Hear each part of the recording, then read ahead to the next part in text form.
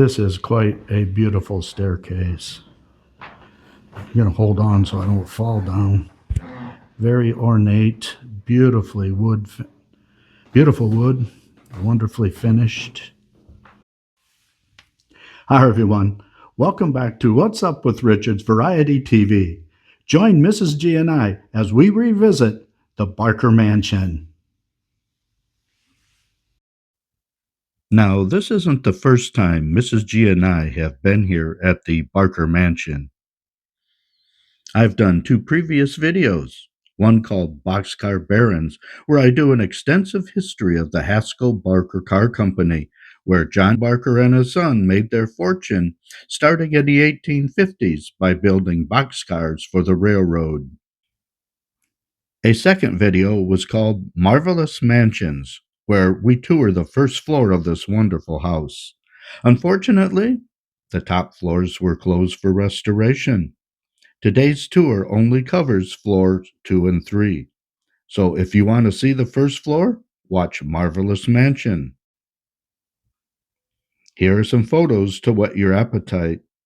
You can find both of these videos at the end of today's tour.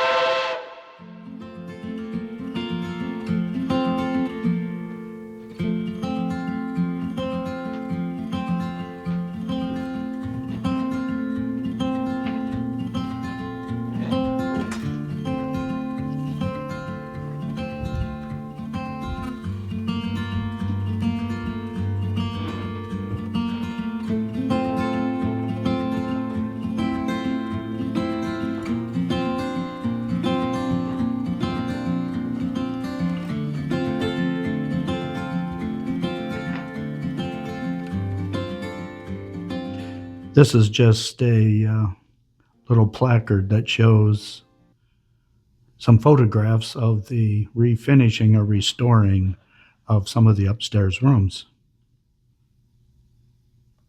Okay, this is the French room, and it pays homage to Marie Antoinette's boudoir at Le Petit Trianon. The concept for this room was inspired by Mrs. Barker's journey to Paris, where she marveled at the exquisite style of Marie Antoinette's sanctuary. Yet this room likely served as a bedroom tailored to female guests. Furnishings in this room are inspired by Louis XVI, with portraits of the monarch and Marie Antoinette hung above the twin beds. A resplendent white marble fireplace serves as a focal point of the room.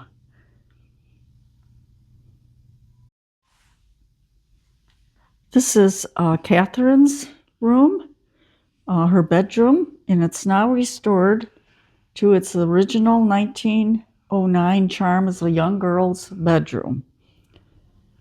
It contains a lady's desk adorned with a shield mirror, a prime example of timeless design boasting satinwood, mahogany, and beech veneer inlays.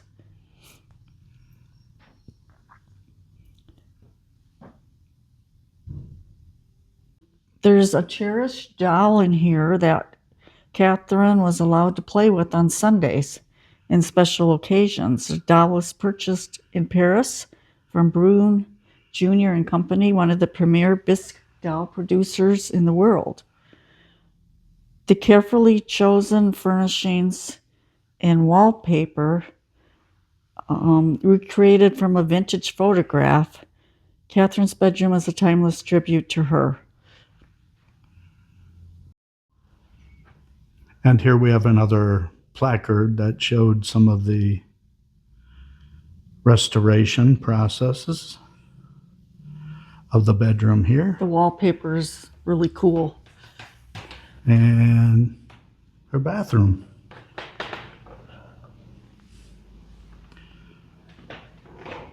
Oh, this is the master bathroom. Interesting. Oh wow, what I love to be in this bathroom. Shower. Many residents at the time utilized outhouses or shared one bathroom. This bathroom would have been shared by Catherine and her mother, who is at the forefront of the modern advancements in bathroom technology. Notice the needle shower in the corner, complete with rain shower head. This type of shower would direct jets of water around the torso. At the time, it was believed that this offered a stimulating massage for internal organs. It was also known as a liver shower and was considered to have energizing effects. Okay, this is Mrs. Barker's bedroom, also known as the master bedroom. It was customary for spouses to maintain separate sleeping quarters during this time period. The focal point is Mrs. Barker's Empire four-poster bed, draped in original lace coverings. Mrs. Barker's personal possessions placed throughout the room reflect her taste and individuality. Her jewelry, fans, hair combs, and traveling cases evoke the spirit of a bygone era.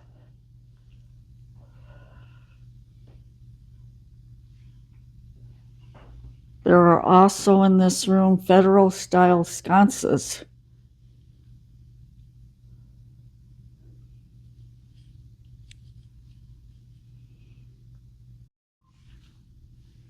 This is her this is Mrs. Barker's private study, which adjoined her bedroom. Mrs. Barker, like other women at this time, she would use this room as she would take her breakfast, write correspondence, and receive servants to give them their tasks for the day. Writing was very important in Victorian society. There's an ornate four-piece brass desk set with matching blotter, pen holder, double inkstand, and desk protector. Because dip pens have no reservoir of ink, using them requires dipping the pen tip into a bowl or bottle of ink to recharge it. These types of ink pens were replaced by the invention of the ballpoint in 1938. Oh.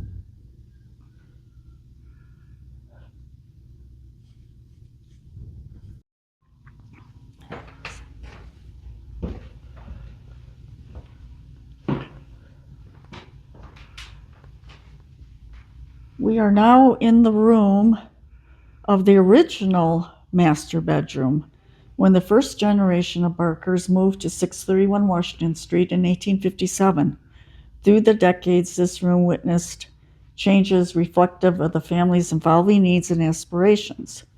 As the outset, this room served as a private sanctuary for the senior John Barker and Cordelia until Chicago became their permanent residence.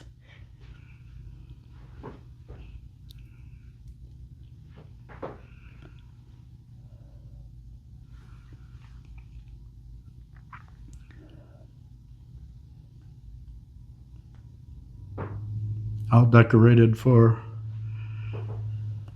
the holidays. The walnut bedroom set from the post-Civil War era takes center stage, featuring a full-size bed. Is that behind me? Yes. And a drop-well dresser adorned with the marble top. Yep, I saw that. Okay, cool. There's a bathroom here off of this room.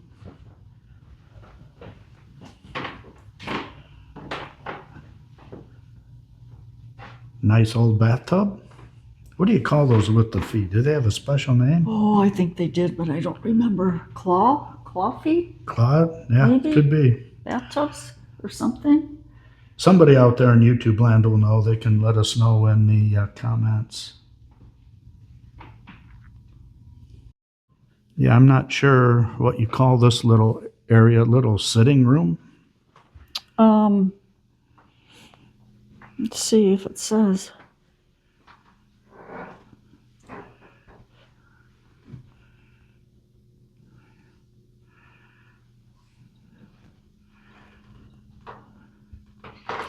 This is how we're getting information. They gave us a tablet, and Mrs. G's reading info off the tablet here. Pretty neat. They got pictures, and you can match the pictures to a placard that's in the room.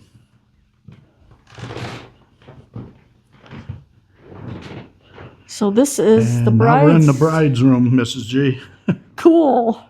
This was originally known as the Flame Room, reserved for overnight guests during the Barker family's residency. After 1925, it was dubbed the Bishop's Room in honor of a distinguished clergyman house guest at the occasion of Catherine Barker's Papal Award ceremony. Today, the room serves as a space for brides and the bridal party to prepare for weddings held here at the mansion. The furniture in this room does not belong to the Barker collection. Nonetheless, it maintains its historical charm with a bridal flair, showcasing notable artifacts, such as Catherine Fitzgerald Barker's wedding portrait and a framed fan that belonged to her.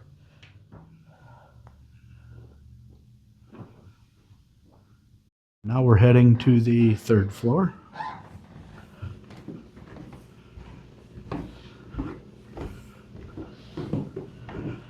Wow, look at the wallpaper here. It's pretty awesome.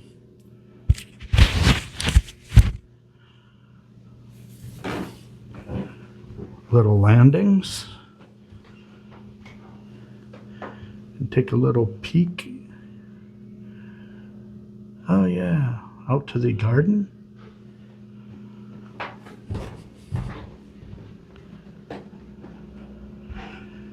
Okay, and the restoration is in progress here, so we're not going to be able to see too much. The third floor was used by Catherine as a playroom and eventually adapted as a ballroom when she got older.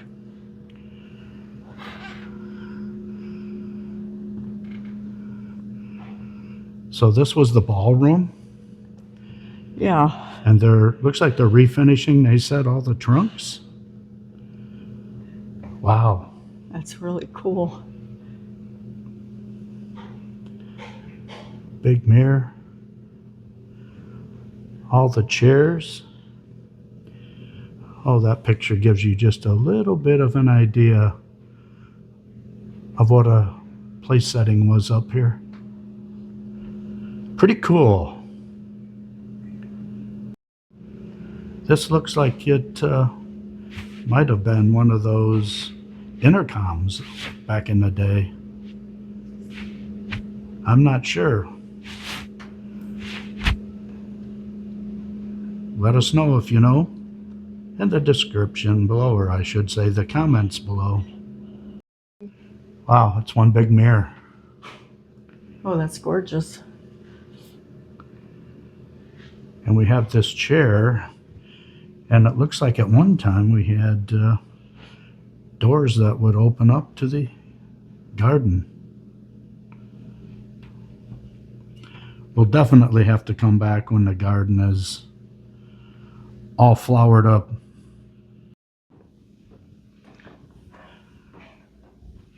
This is quite a beautiful staircase. I'm going to hold on so I don't fall down. Very ornate, beautiful wood, wonderfully finished.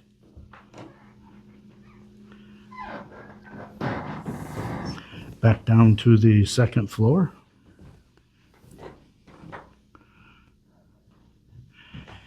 And I didn't notice the stained glass in the doors. It's so pretty.